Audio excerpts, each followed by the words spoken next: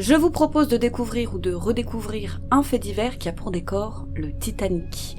Suspense, amour et trahison, découvrez une histoire incroyablement contemporaine qui aurait donc tout à fait pu se passer de nos jours.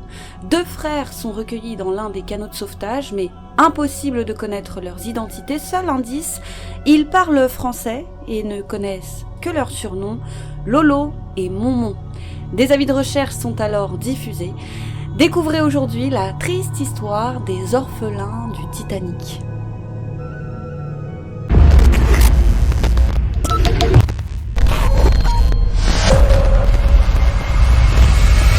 Commençons par un contexte rapide. L'histoire du Titanic commence avec une rivalité, tout ce qu'il y a de plus banal. En 1906, la compagnie maritime Cunard Line vient tout juste de mettre à l'eau 2 paquebots de croisière, alors à la pointe de la technologie de l'époque, le Lusitania et le Mauretania. Ces impressionnants bateaux font la fierté de leur compagnie. Ils se gargarisent d'avoir les meilleurs paquebots, et ils ont raison.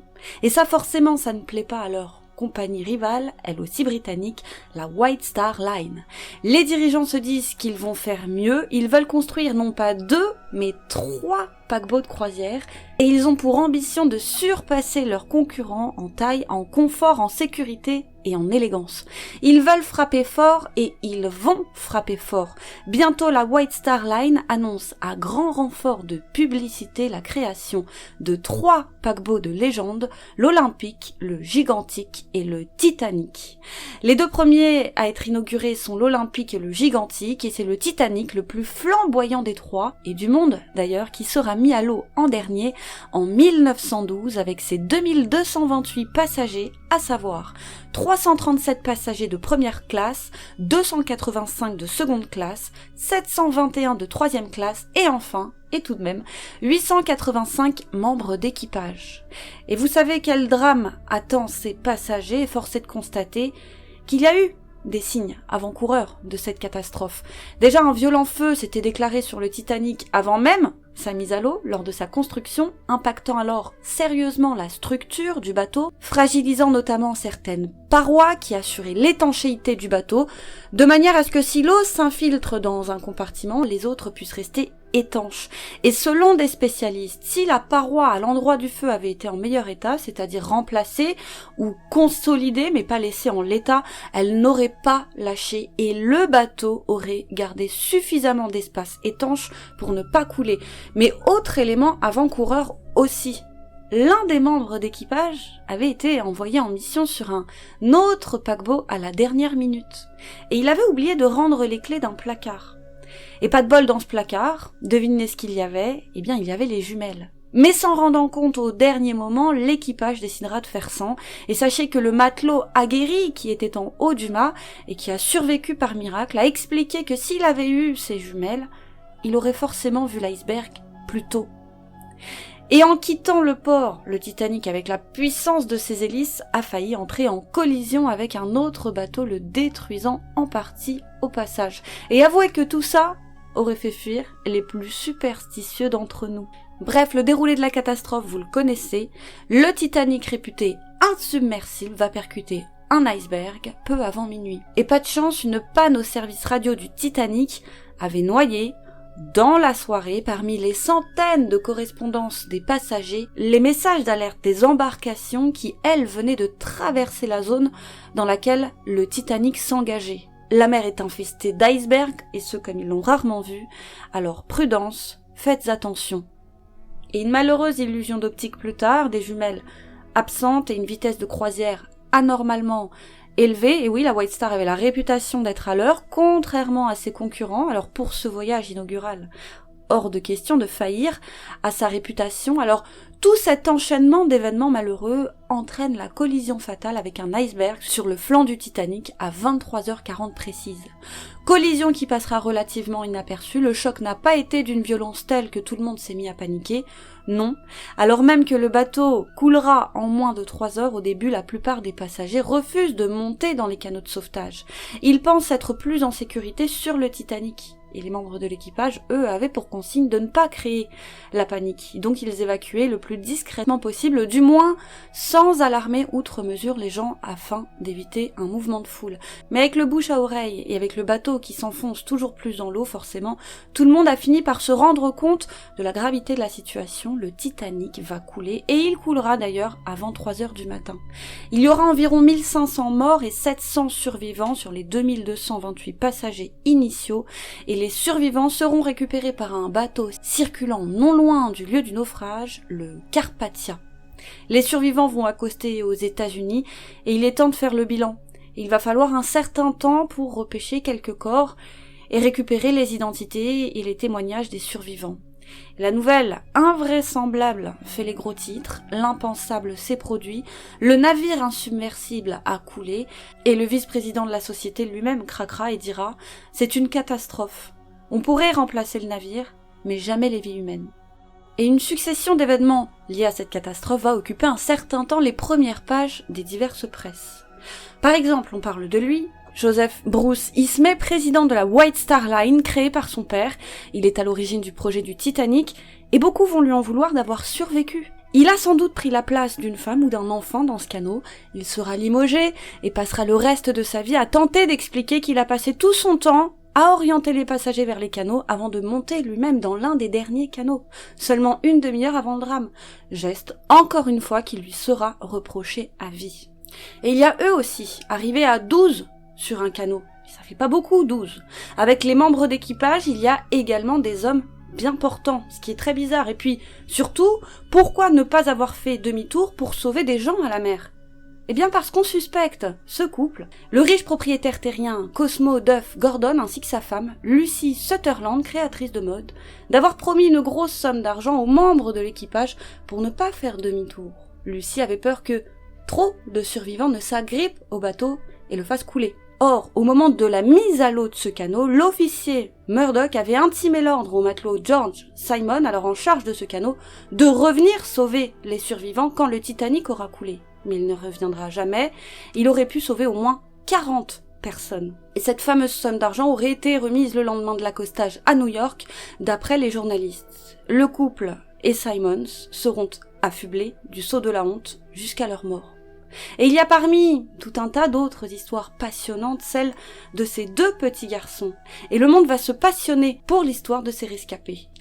Les 2 garçons sont seuls, ils sont hauts comme 3 pommes, leur mère n'est pas avec eux, ni aucun membre de leur famille, puisque personne ne les reconnaît parmi les survivants. Bizarre, on imagine mal les membres de l'équipage du Titanic séparer des enfants de leur maman en sachant qu'elles étaient tout aussi propriétaires qu'eux. Et si les petits connaissaient leurs surnoms, Lolo et Momon, ils ne connaissent ni leur prénom ni leur nom de famille. Ils sont trop petits, mais indication de taille, ils parlent français. Donc ce sont là de petits français. Alors si on veut retrouver leur famille, on a tout intérêt à lancer un avis de recherche du côté de la France. Alors la presse française relaye l'incroyable histoire de ceux qui seront surnommés les orphelins du Titanic. Leur photo apparaît partout, jusqu'à atterrir, tenez-vous bien, sous le nez de leur mère. Une mère folle d'inquiétude depuis des jours. Son ex-mari venait de les kidnapper et elle était sans nouvelles d'eux. Et ces 2 petits bouts de chou s'appellent en réalité Michel et Edmond Narvatil. Michel, c'est Lolo, il a 3 ans et demi, et Momon, c'est Edmond, et il a 2 ans. Quel heureux dénouement, et grâce à la patience de ceux qui ont recueilli les témoignages des enfants et aux déclarations de la maman et de Lolo le plus grand, on apprend la triste histoire de ces 2 petits garçons. Et tout commence avec un homme, le père, un certain Michel Navratil. Il est né en Hongrie en 1980, il a étudié la couture à Vienne avant de partir s'installer à l'âge de 22 ans à Paris en tant que second tailleur. Doué, il finit par ouvrir à Nice sa propre boutique de tailleur, puis il fait la rencontre d'une femme, Marcelle Carrette. Elle a 10 ans de moins que lui et est d'origine italo-argentine. Sa famille, ou du moins les survivants, avaient fui la peste jaune pour se réfugier à Turin avant que Marcelle, encore adolescente, n'immigre en France. Ils s'aiment, et pour Michel, c'est la bonne. Il l'épouse le 26 mai 1907 à Londres.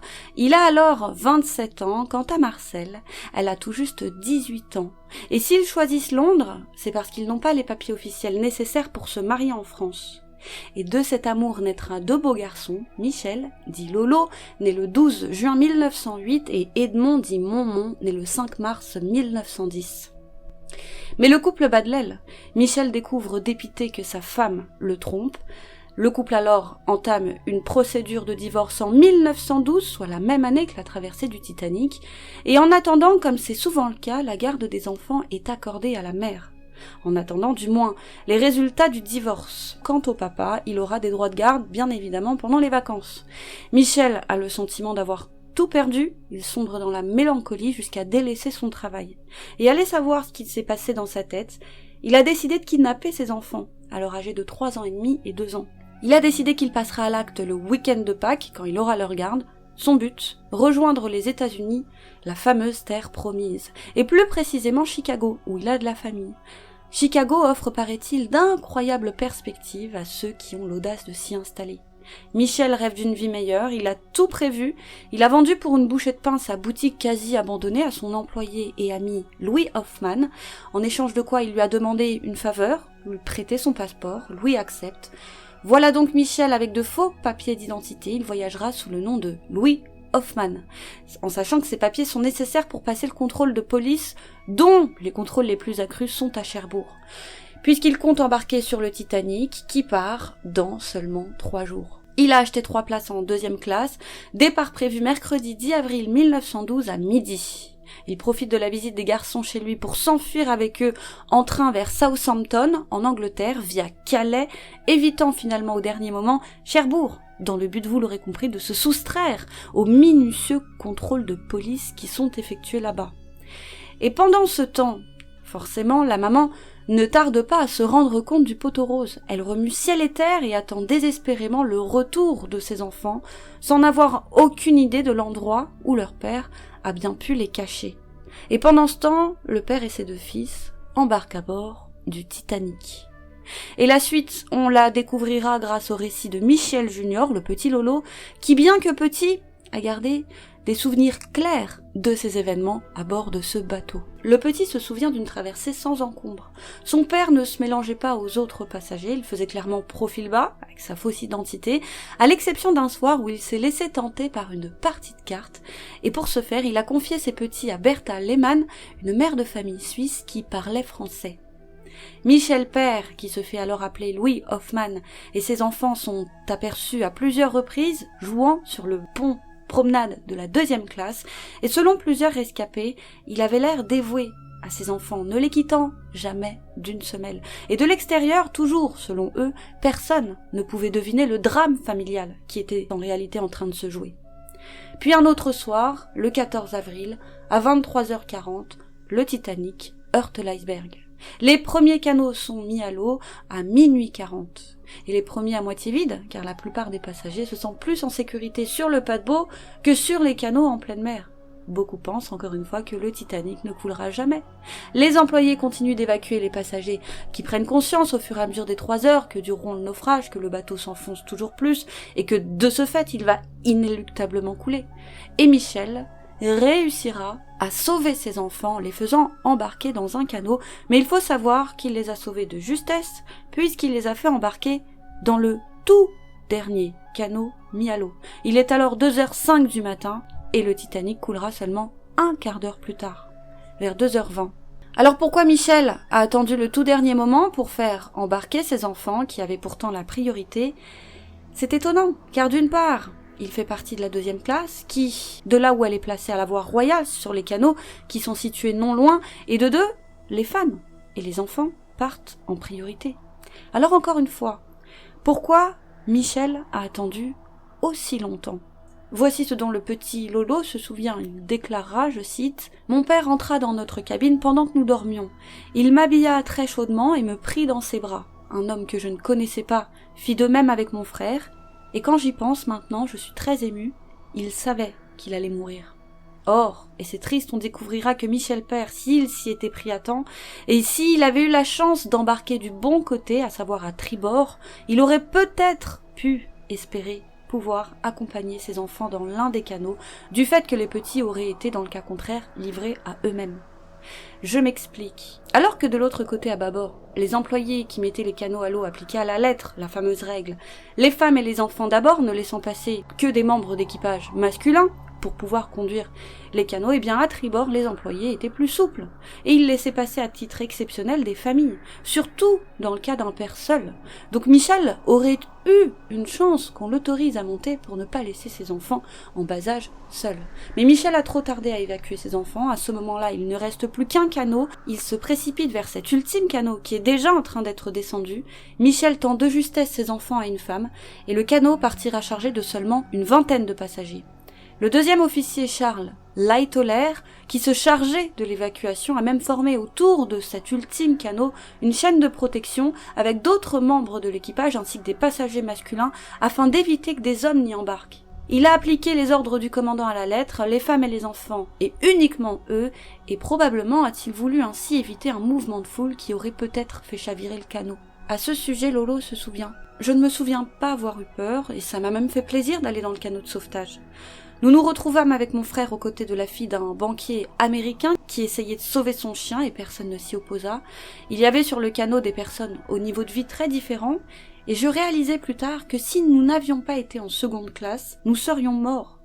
Les gens qui s'en sortaient vivants s'étaient souvent montrés tricheurs et agressifs et ceux qui étaient honnêtes n'avaient aucune chance. Oh que Lolo avait raison.